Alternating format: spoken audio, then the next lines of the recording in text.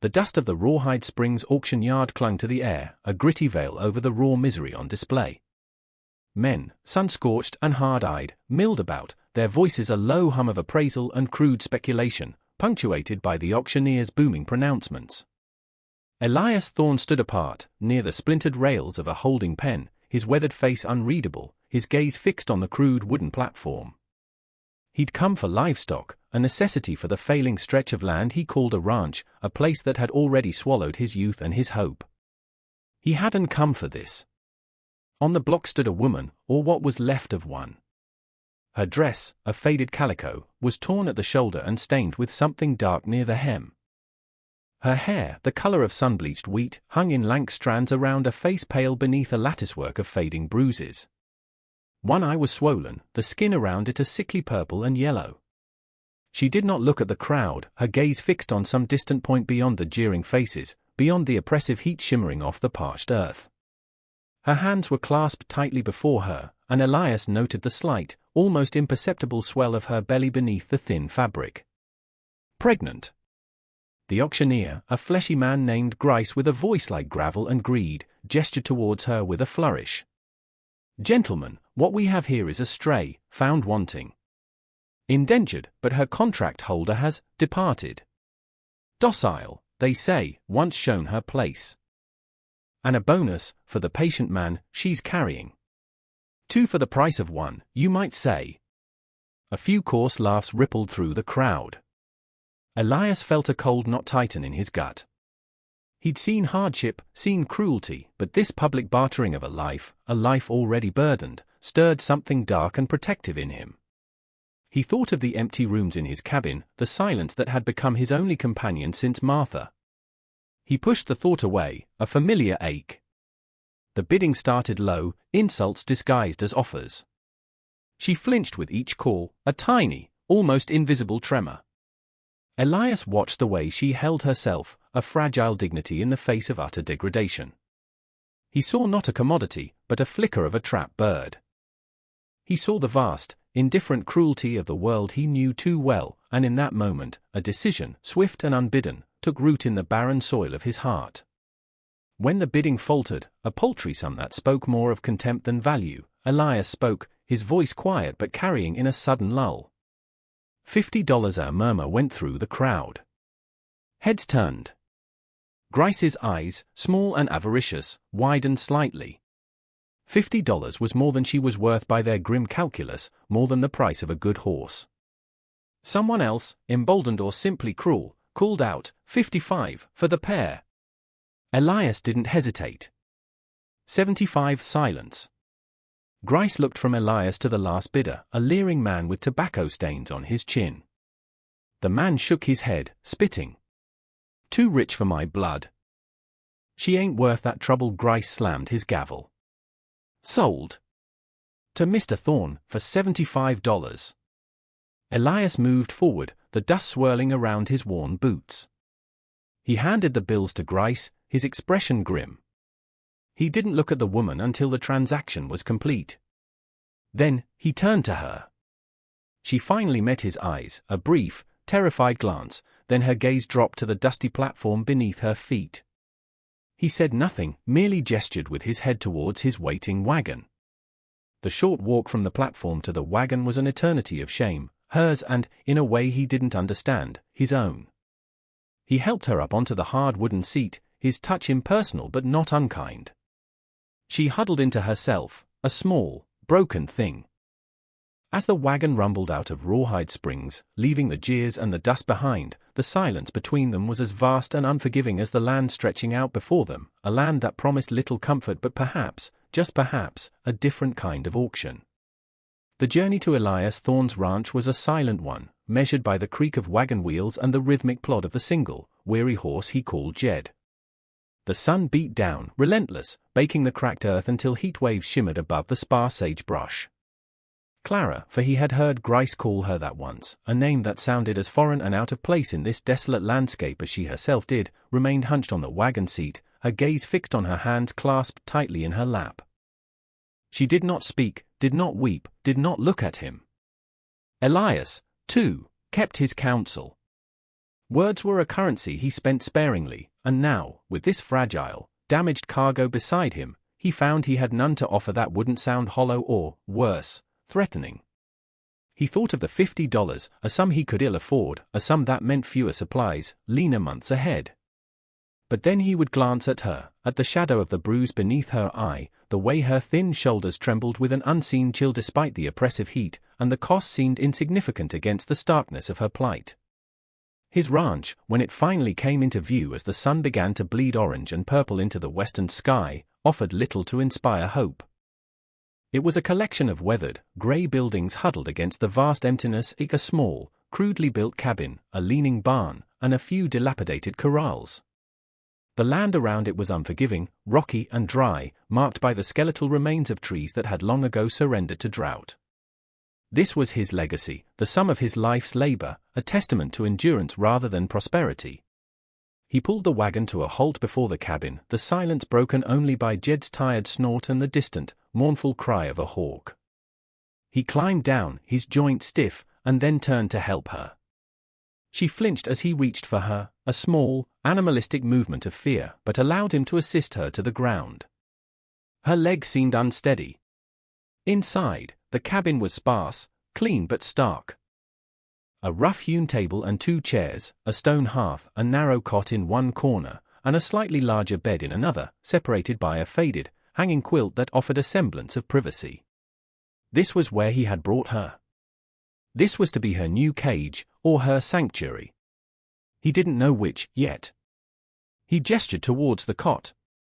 "That's yours." She looked at it, then at him, her eyes wide and questioning, still laced with that deep, ingrained fear. He turned away, stirring the embers in the hearth, adding a few pieces of dry wood. "There's a preacher, circuit rider, passes through sometimes. If he comes by, we'll make it proper." He didn't look at her as he said it. The words felt like stones in his mouth. Marriage. It was a mockery, but it was the only shield he could offer her, the only claim that might deter others, might give her some standing, however flimsy, in a world that saw her as less than nothing. "For now," he continued, his back still to her, "you're Mrs. Thorne. Clara Thorne. You understand?" A tiny nod, almost imperceptible. He heard the rustle of her worn dress as she moved towards the cot, the soft thud as she sank onto it. He didn't push for more. He ate his own meager meal of dried jerky and stale bread standing by the hearth, acutely aware of her presence, of the fragile life breathing in the shadows of his home. Later, as he lay on his own bed, the thin quilt separating them, he stared up at the rough timbered ceiling. Why? The question echoed in the silence. It wasn't pity, not entirely.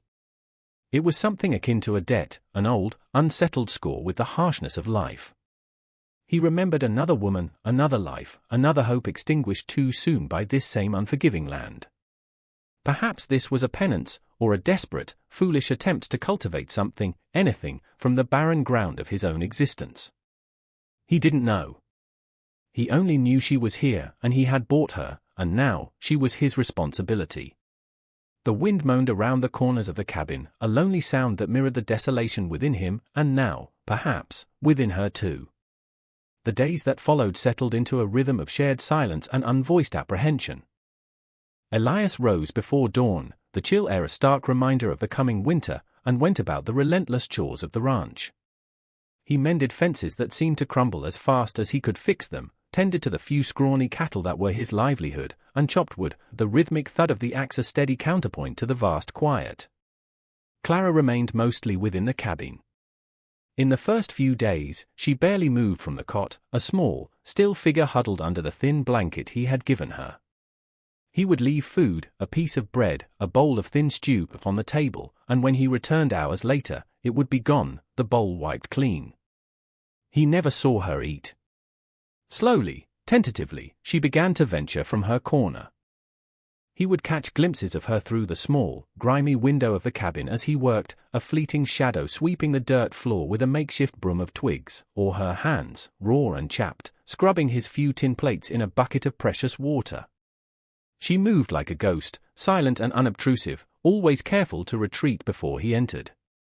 He found his threadbare shirts mended with tiny, neat stitches, a button sewn back on his coat.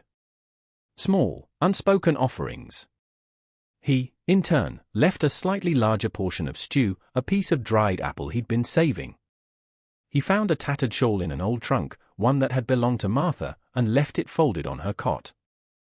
He saw her wearing it the next day, wrapped tightly around her thin shoulders, a shield against the ever-present chill and perhaps, the chill within. The land around the cabin remained a stark testament to struggle. A gnarled, dead cottonwood stood near the porch, its bare branches clawing at the sky, a monument to failed seasons. Yet, one morning, Elias noticed, at the very base of its lifeless trunk, a tiny splash of purple, a stubborn wildflower, no bigger than his thumb, pushing its way through the impacted earth. He paused, his gaze lingering on it for a long moment. It was a small thing, easily overlooked, yet it held a resilience that seemed almost defiant. He didn't mention it to Clara, but he found himself looking for it each day, a silent acknowledgement of its tenacity. The wind was a constant presence, sometimes a mournful sigh, sometimes a biting whip that carried dust from the plains, stinging their eyes and coating everything in a fine, gritty film. It seemed to echo the unspoken anxieties that hung heavy in the air between them, the uncertainty of their strange, forced cohabitation. He wondered about the child she carried, about the life that was growing within her, a life conceived in unknown circumstances, now thrust into this harsh, unyielding world. He wondered about the man, or men, who had left their mark on her, the bruises on her skin, the fear in her eyes. These were questions he did not ask, depths he did not dare to plumb. For now, it was enough that she was safe, or safer, than she had been. It was enough that she was here, a fragile presence against the vast emptiness of his life, a tiny wildflower struggling for purchase in barren ground. The need for supplies eventually drove Elias back towards Rawhide Springs, a journey he undertook with a reluctance that settled heavy in his chest. He hadn't wanted to leave Clara alone, but flour and salt were necessities, and his dwindling stock of ammunition needed replenishing. He considered taking her, then dismissed the thought. The town was a crucible of judgment, and her presence would only ignite the cruel curiosity and malicious gossip he knew festered there. He left her with enough wood for the hearth, a meager portion of food, and his rifle, showing her briefly, awkwardly, how to load and fire it, though her hands trembled so fiercely holding the heavy weapon that he doubted she could use it. "Bolt the door," he'd said, his voice gruff. "Don't open it for anyone," she had nodded, her eyes wide, fixed on his face with an intensity that was almost painful to witness. The journey felt longer this time, the silence of the empty wagon seat beside him more pronounced. Rawhide Springs was as he remembered, a dusty, hard-scrabble collection of false-fronted buildings baking under a merciless sun. As he tethered Jed outside the general store, he could feel the eyes on him. News, especially of the scandalous variety, traveled fast in these isolated parts. The auction, his purchase, it would be the talk of the town. Inside the store, Silas Croft, the proprietor, a man whose spectacles always seemed to be perched precariously on the end of his nose, greeted him with a forced civility that was worse than open hostility. Thorn. Been a while. Other customers, a pair of slatternly women and a grizzled trapper, fell silent, their gazes sharp and appraising. Elias nodded, handing Croft his list. Need these? As Croft gathered the items, the whispers started, not quite out of earshot. The one who bought that damaged piece. Heard she's already showing. Ain't right, a man like Thorn, Tarkeen in such. Elias kept his face impassive, his jaw tight. He paid for his goods, the clink of coin loud in the sudden quiet. As he turned to leave, one of the women, bolder than the rest, her face hard and unforgiving, spoke directly to him. "You ain't worried what kind of trouble you're bringing on yourself, Thorn?" "That kind always carries a history." Elias paused at the door, his hand on the latch. He didn't turn, but his voice, when he spoke, was low and cold as a winter wind. "My wife's history is her own." "And mine." He stepped out into the harsh sunlight, the whispers ceasing abruptly behind him. He loaded the supplies quickly, his movements economical and precise. He saw other faces watching from the saloon across the street, from the shadowed alleyways. Judgmental, suspicious, some perhaps envious in a mean-spirited way. He felt a surge of anger, cold and controlled. Let them whisper. Clara was under his roof, under his protection. That was all that mattered. As he rode out of town, he couldn't shake a sense of unease. The woman's words, "That kind always carries a history," echoed in his mind. He knew, with a certainty that settled like a stone in his stomach, that Clara's past was not yet done with her. The whispers in Rawhide Springs were just the first stirrings of a storm that was yet to break. He urged Jed to a faster pace, the image of Clara's frightened eyes, the bolted cabin door, urging him homeward. The vast, empty landscape, usually a source of bleak comfort in its indifference, now seemed to hold a lurking threat, mirroring the shadows of a past he had unwittingly invited into his life. The days shortened, the air growing crisper with the undeniable scent of approaching autumn.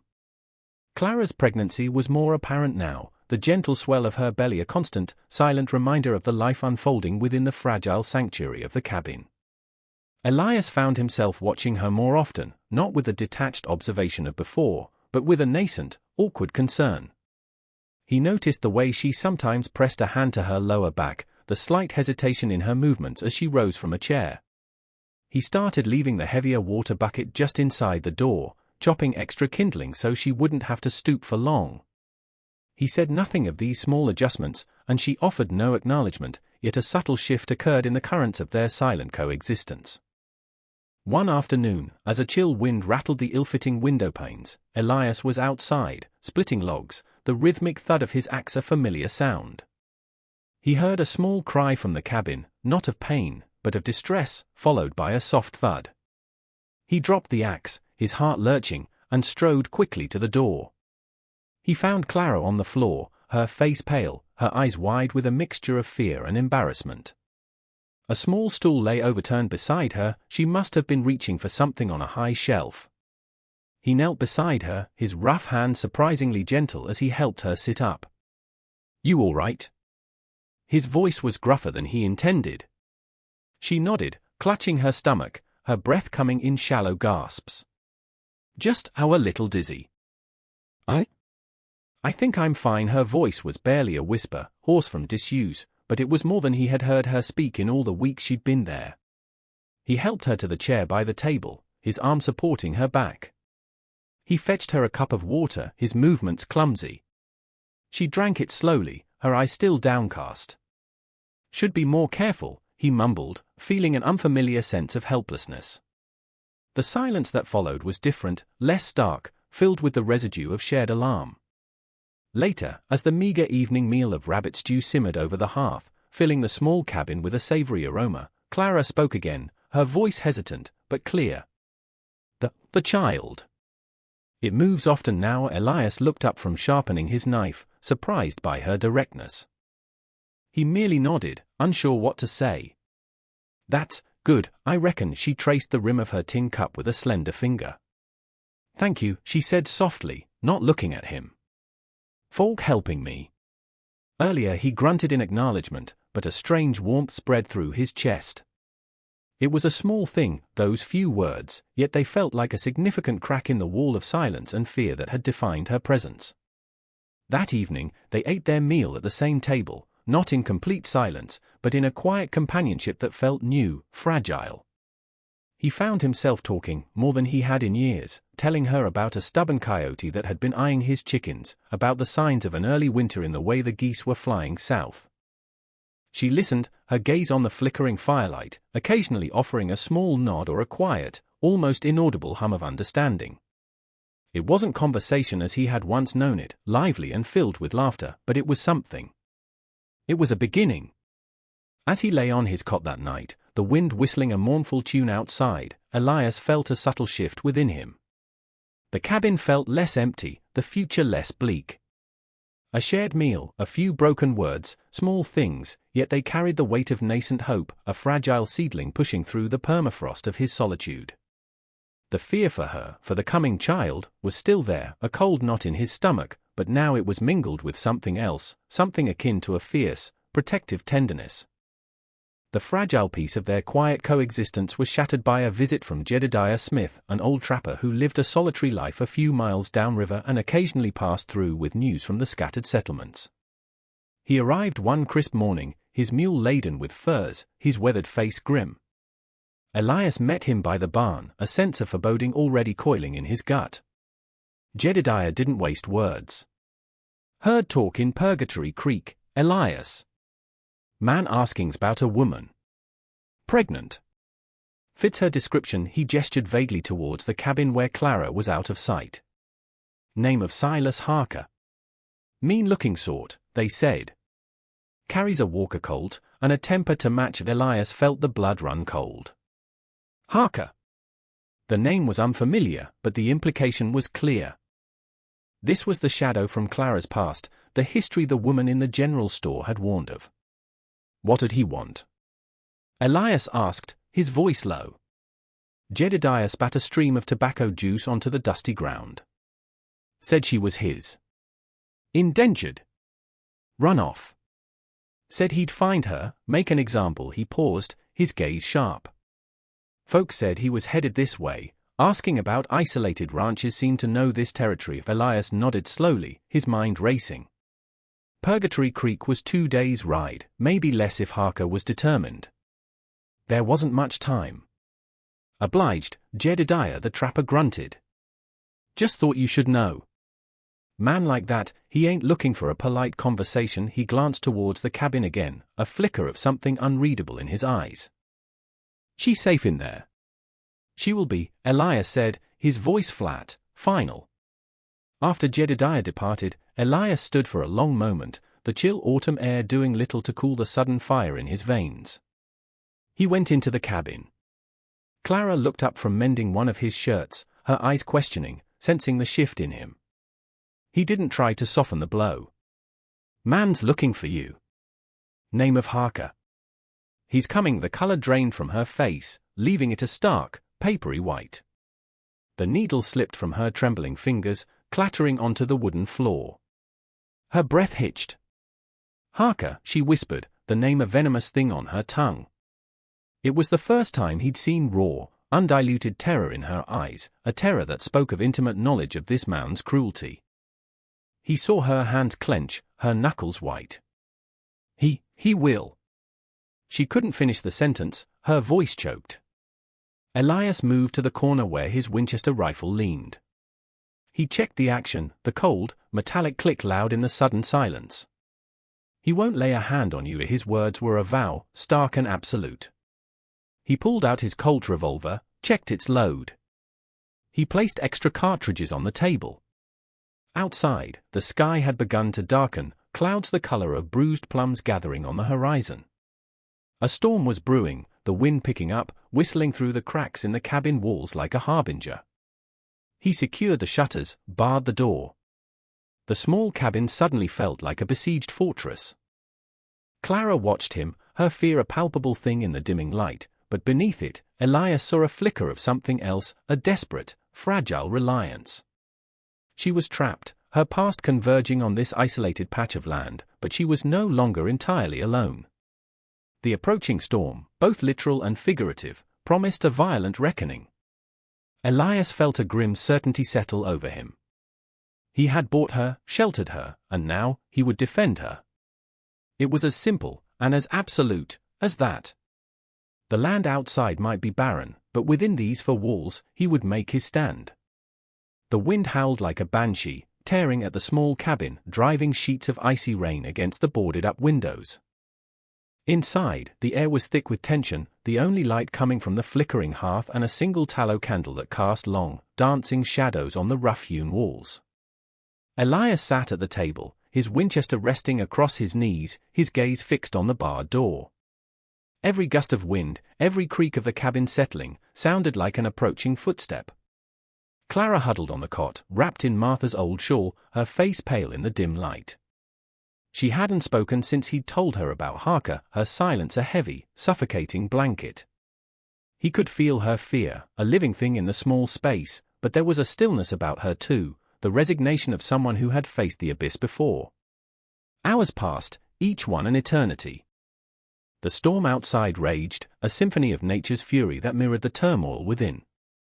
Then, through a momentary lull in the wind, came another sound, the distinct, unmistakable splash of hooves in mud, close by. Elias tensed, his grip tightening on the rifle. He glanced at Clara. Her eyes were wide, fixed on the door, her knuckles white where she clutched the shawl. "Stay down," he said, his voice a low growl. A heavy fist pounded on the door, the wood groaning under the impact. "Thorn! I know you're in there. And I know you got what's mine." The voice was harsh, grating, filled with a chilling arrogance. Elias rose slowly, moving to stand beside the door, the rifle held ready. "She's not yours, Harker, the hell she ain't. I got papers. She's my indentured, run off with my property." Another violent bang on the door. "Send her out, Thorn, and maybe I'll forget you harbored her." "Maybe she's my wife," Elias stated, his voice level, cold. "She stays here." A string of curses erupted from the other side of the door, followed by a guttural laugh. "Wife? You think that paper changes anything? She's a whore and a thief. And she's carrying my get. Now open this damn door before I kick it in and drag her out by her hair." At the mention of the child, Elias saw Clara flinch, a small, wounded sound escaping her lips. A cold rage, pure and absolute, surged through Elias. He cocked the Winchester, the metallic click echoing ominously in the cabin. "You try that door, Harker, it'll be the last thing you do." For a moment, there was silence, only the howl of the wind. Then, the wood of the door splintered near the latch as a heavy boot slammed against it. Once. Twice. On the third kick, the bar groaned, a crack appearing. Elias leveled the rifle. Just as the door frame began to give way, Clara moved. She scrambled from the cot, her eyes blazing with a desperate fury he hadn't seen before. She grabbed the heavy iron poker from the hearth, her small frame trembling but resolute. "He won't take my baby," she whispered, her voice raw, fierce. The door burst inward with a crash, revealing Silas Harker framed in the opening, a big man, rain-soaked and menacing, his face contorted in a snarl, the Walker Colt already in his hand. His eyes, cold and reptilian, fixed on Clara. "There you are," bitched. He took a step inside, raising the pistol. Elias fired.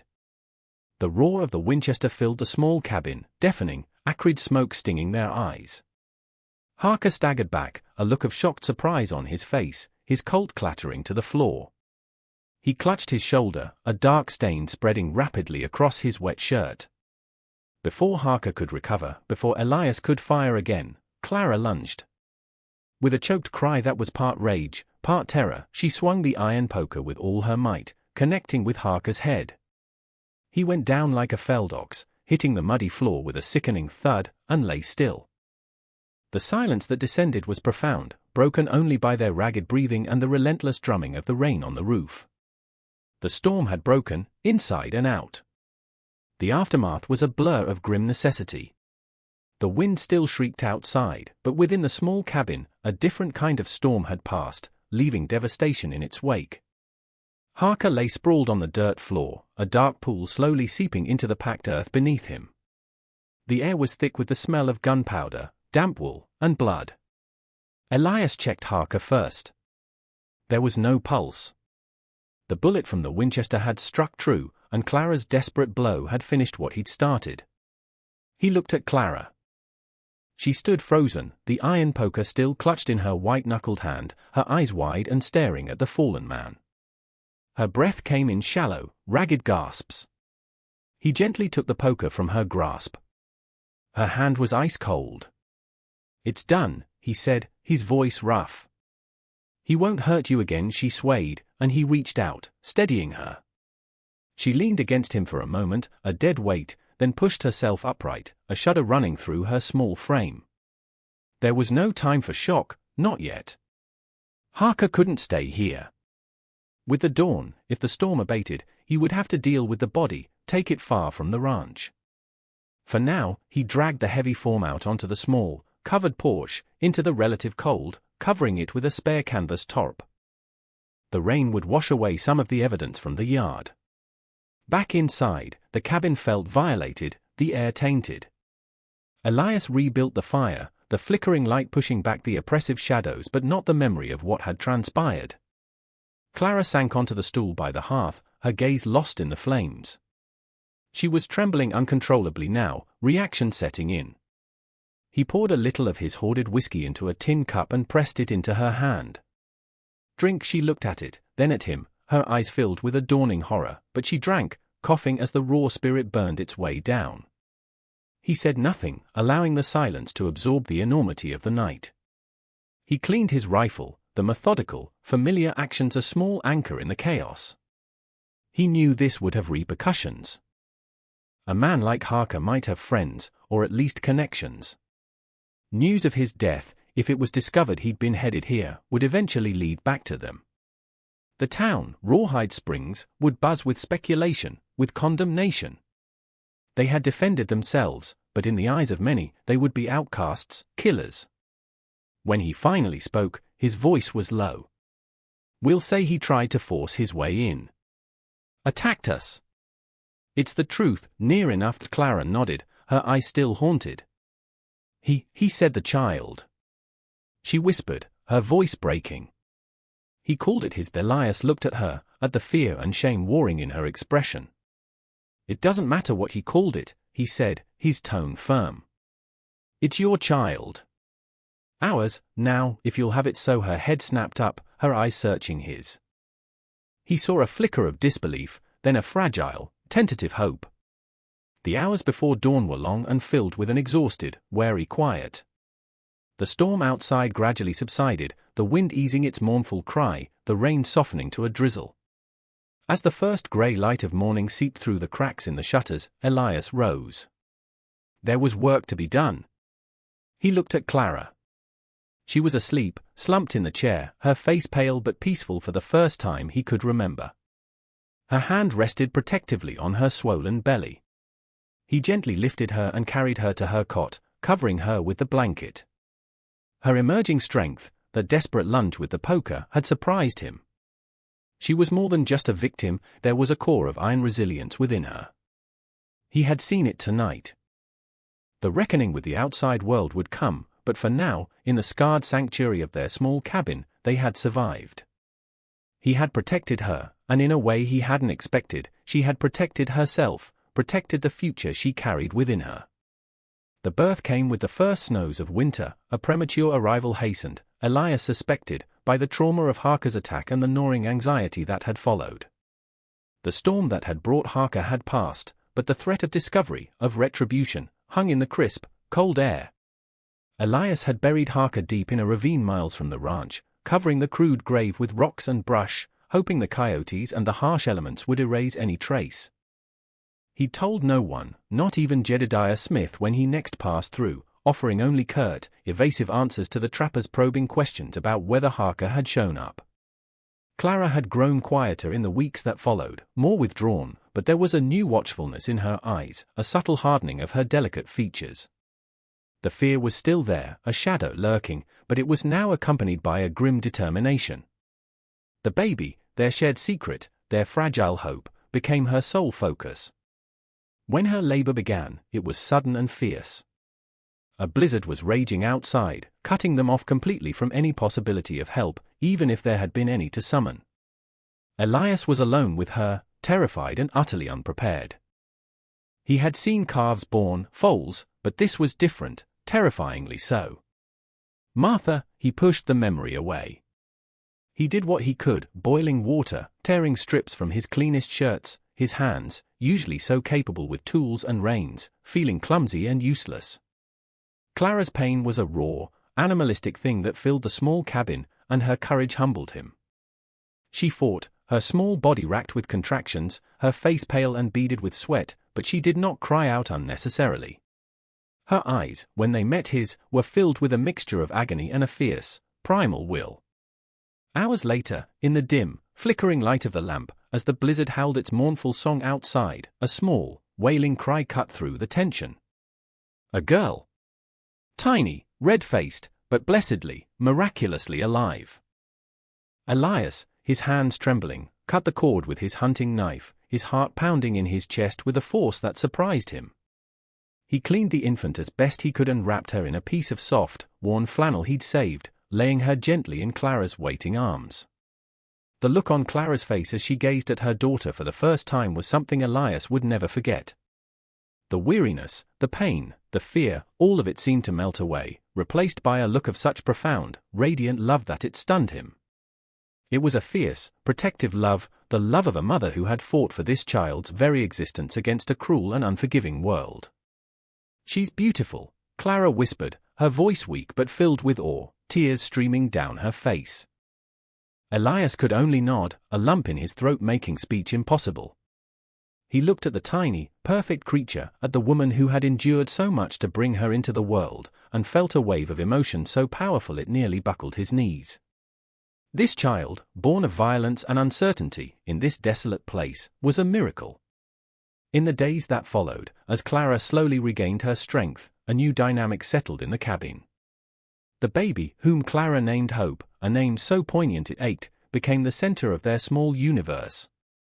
Her tiny cries, her soft gurgles, her miniature fists flailing in the air, filled the silences that had once been so heavy. Elias found himself watching them, Clara and Hope, with a quiet tenderness that was entirely new to him.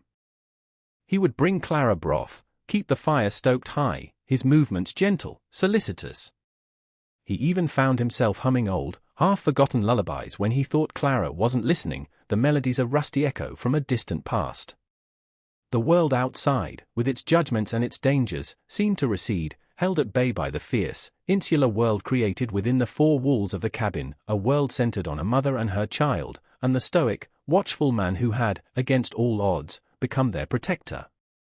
The scars of the land, and of their lives, remained, but now, there was new life, a fragile, tenacious bloom in the midst of winter. The winter was hard, the snows deep, isolating them further in their small pocket of existence. But within the cabin, warmed by the constantly fed hearth and the tiny, radiating heat of a new life, something akin to peace began to take root. Hope thrived, a surprisingly robust infant despite her premature arrival. Her presence transformed the stark cabin, her small needs and noises weaving a new rhythm into their days. Clara, too, was transformed. Motherhood had unlocked a strength and a quiet confidence in her that Elias had only glimpsed before. The haunted, fearful look in her eyes began to recede, replaced by a soft determination, a fierce love for her daughter that was palpable. She would sing to Hope, soft, wordless lullabies at first, then, as her voice regained its surety, snippets of old folk songs, her voice surprisingly sweet and clear, filling the cabin with a gentle melody that soothed Elias's own weary soul. He watched them often, Clara nursing Hope by the firelight, her face illuminated with a tenderness that made his chest ache. He saw not the damaged woman he had bought at auction, but a Madonna of the wilderness, fierce and beautiful in her devotion. His own role shifted subtly. He was no longer just a protector, but a participant in this fragile family unit. He learned to hold Hope, his large, calloused hands surprisingly gentle, marveling at the tiny perfection of her fingers, the soft down of her hair. He would walk the floor with her when she fretted, his deep voice rumbling quiet reassurances. He even fashioned a crude cradle from a wooden crate, lining it with a piece of sheepskin, and felt a disproportionate sense of pride when Hope slept soundly within it. The ranch, though still a hard taskmaster, felt different. His labor was no longer just for his own survival, but for theirs. The thought of providing for Clara and Hope spurred him on through the bitter cold, through the endless chores. He hunted with a renewed focus, ensuring there was always meat for the pot, firewood stacked high against the biting wind. He even found himself repairing the cabin with more diligence, patching cracks, strengthening the door, making it a more secure haven. The threat of Harker's associates, or of societal condemnation, still lingered in the back of his mind, a distant shadow. But the immediacy of their small, shared life, the demands and rewards of caring for a child, pushed it further away. There were still long stretches of silence between him and Clara, but they were no longer fraught with tension or fear. They were comfortable silences, punctuated by the small sounds of domesticity, the crackle of the fire, the bubble of stew, the soft sigh of a sleeping baby. One evening, as he sat mending a piece of tack by the fire, Clara spoke, her voice quiet but clear. Elias, he looked up. Thank you. He knew she wasn't just thanking him for some recent kindness. It was for everything. For the auction, for the shelter, for his stand against Harker, for his quiet presence in her life and hopes. He merely nodded, unable to find words for the complex emotions that stirred within him. "She's a good baby," he said instead, glancing at the cradle. Clara smiled, a small, genuine smile that reached her eyes, transforming her face. "Yes." She is in that shared glance, in that simple exchange, a profound understanding passed between them. They were scarred, both of them, by past losses and hardships. Their beginning had been brutal, their union unconventional. But here, in this isolated cabin, surrounded by a harsh and unforgiving land, they had found something precious, something unexpected, a family, forged in adversity, bound by shared survival and a quiet, burgeoning affection. The long winter nights were still filled with the mournful howl of the wind, but now, inside the cabin, there was warmth, and the soft, steady breathing of a child, a quiet sunrise after a long, dark night. Elias Thorne, the struggling rancher, the stoic protector, felt a measure of peace he hadn't known in years, a hard-won peace, as fragile and as precious as the new life sleeping by the fire. The wildflower he'd seen by the dead cottonwood months ago was long buried under snow, but he knew, with a quiet certainty, that in the spring, it would bloom again.